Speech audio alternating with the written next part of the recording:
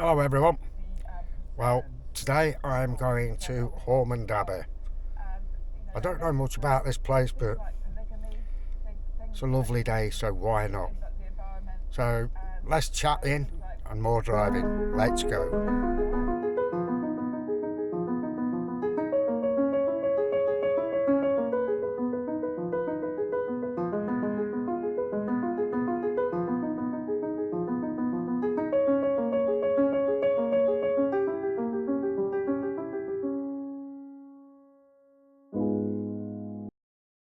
Well, we're here, so let's start having a look around, eh?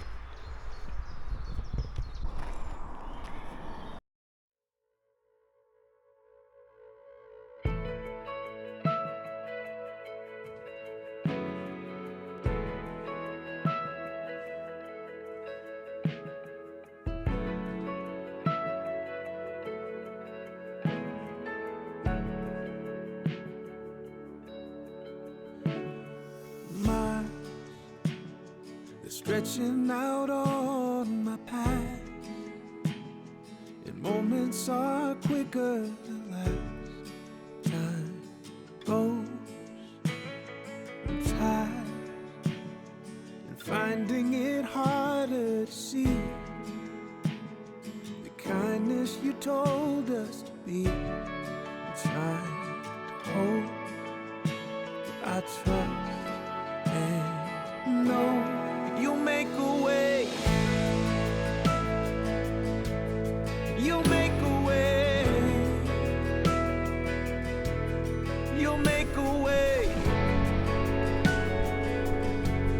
You'll make a way. Come, kingdom of God, true and kind, the boldness of our sacrifice. Your heart shows love, standing by each other's side, and turning away from the pride we know we're letting go. You'll make a way. You'll make a way. You'll make a way. Oh, you'll make a way.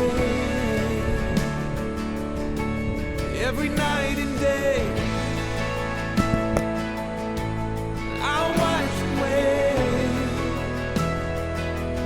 Oh, 'cause I believe. Oh, you'll make a way.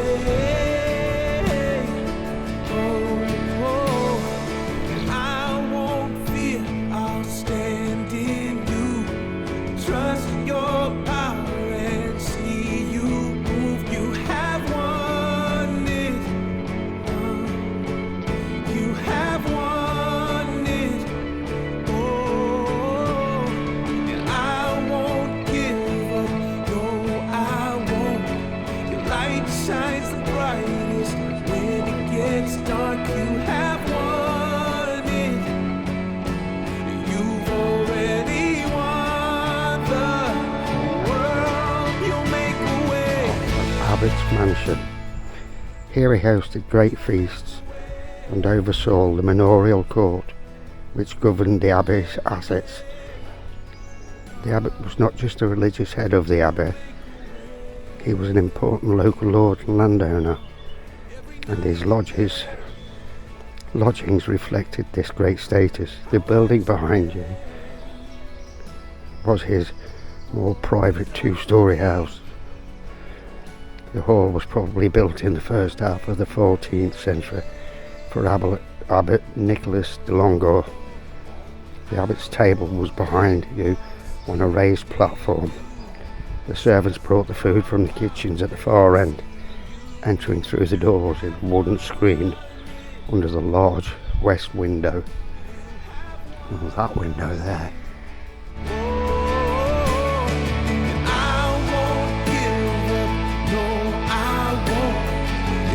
Shines the brightest when it gets dark. You have won it. You've already won the world. You make a way. You make a way. You make a way. Oh, you make a way. Every night and day, I'm watching our way. Hey, 'cause I believe you make a way. 'Cause I believe you make a way. 'Cause I believe you make a way. Of course, like so many religious sites in England, Haughmond Abbey faced the dissolution under Henry VIII in the 16th century. It's a fascinating but also kind of sad part of its story. These magnificent buildings were essentially dismantled, and the monastic life here came to an abrupt end.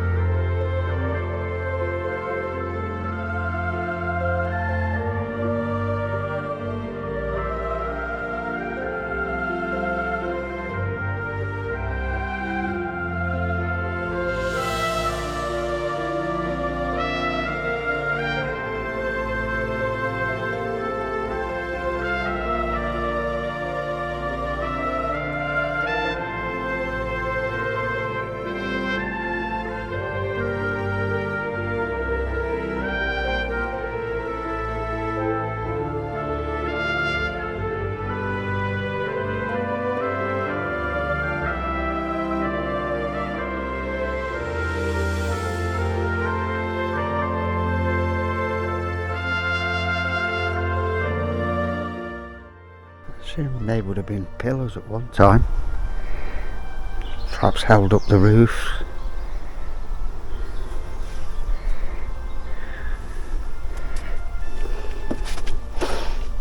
Same as it's over there. But yeah, they were pillars as well that held up perhaps the second floor.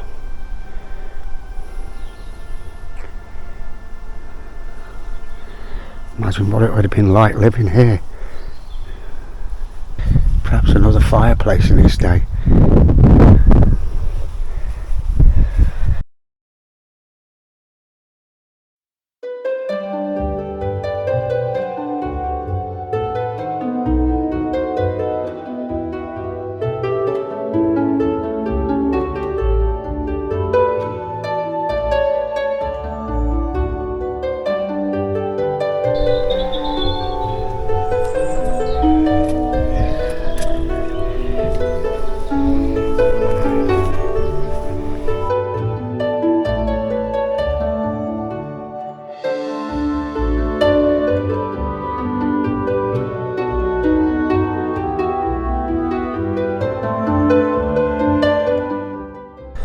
The carvings in that.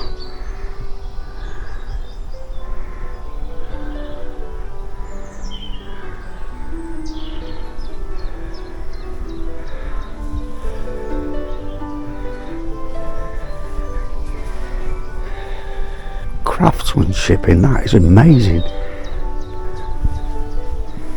Look at this over here.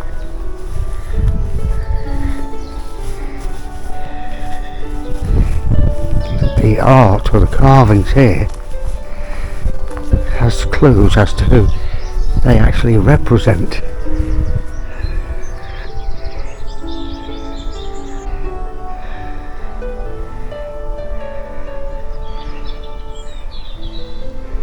This is amazing.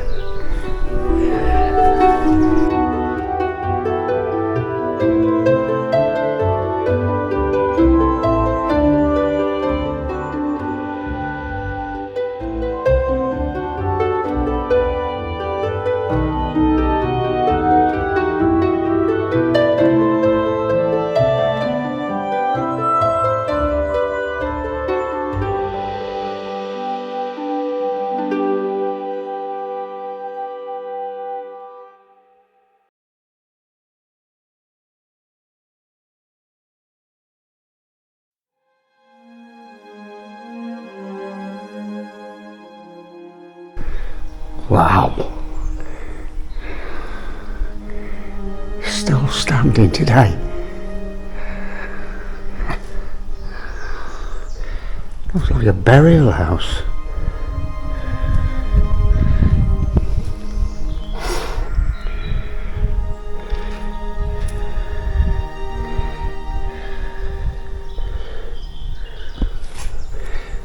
Wild cannons had their own burial ground to the west of the church. Important local men and women, including the Fitzalans and the Says, were buried in the church and the cloister walks. Several grave slabs are displayed in this room. The three closest to the door were discovered in the cloister walks. 14th century stone coffins with sculptured knees for the head and the fragment of grave slab, decorated with long cross with leaves growing from the stem and a shield.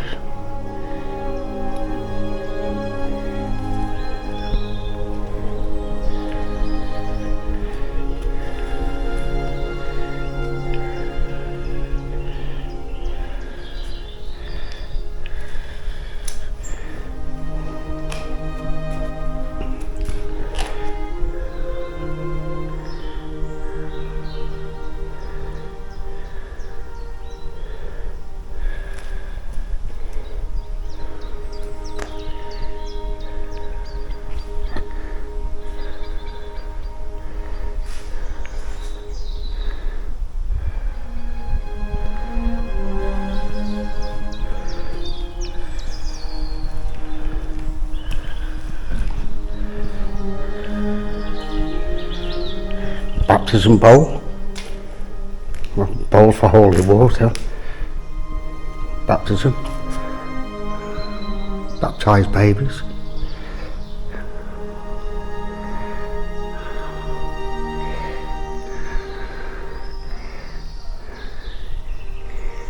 Wonder if there's any ghost stories about this place. I'll have to have a look.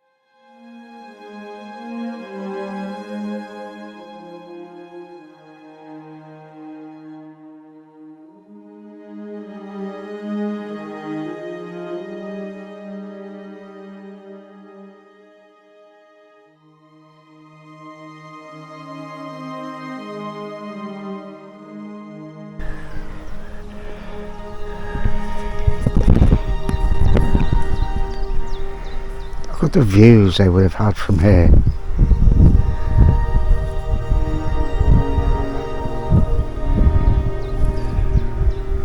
The fields dotted with sheep.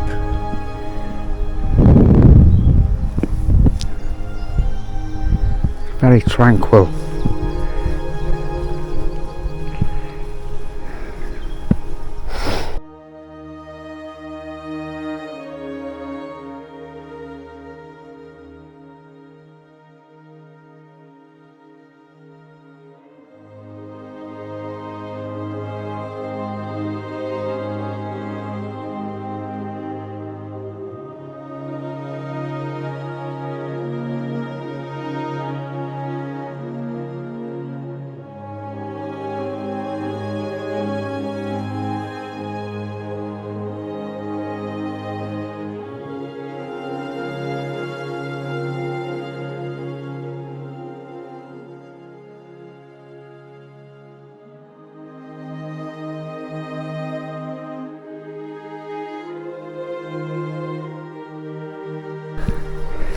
Just look at that stonework. It would have had to have been chiselled out into them square blocks. And just for the coping of the so-called roof of that chimney, all carved out. Look at the carvings on that window there. Imagine what it would have been like as a full building, with the monks walking round and praying or doing whatever the monks do.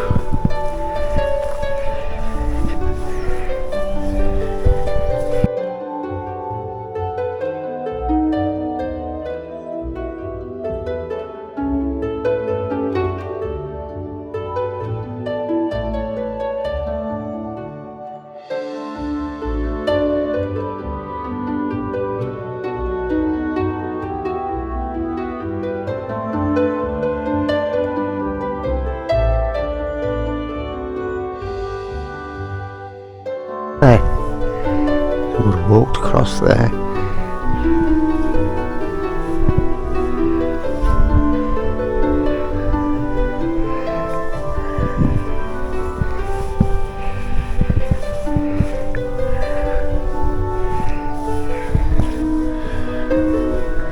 Imagine the glass is still and those windows, what would it have been like? The carvings on them are amazing.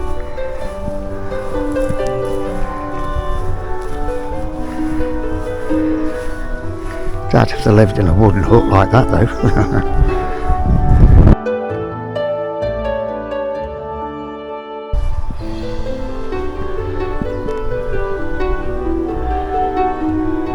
Oh, there's a shield on there.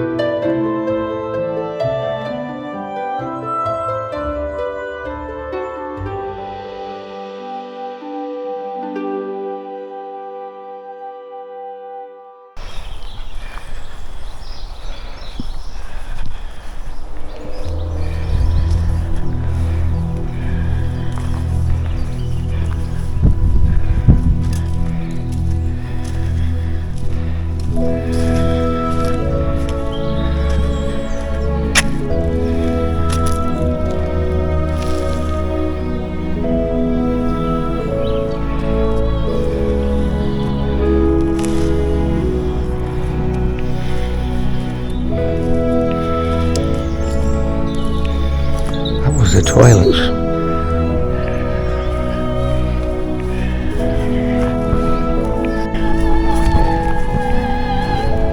Well, I hope you've enjoyed it. I know I have. It's just looking around this place, you know it's stood the test of time. Anyway, thanks for joining me, and I shall see you on the next one.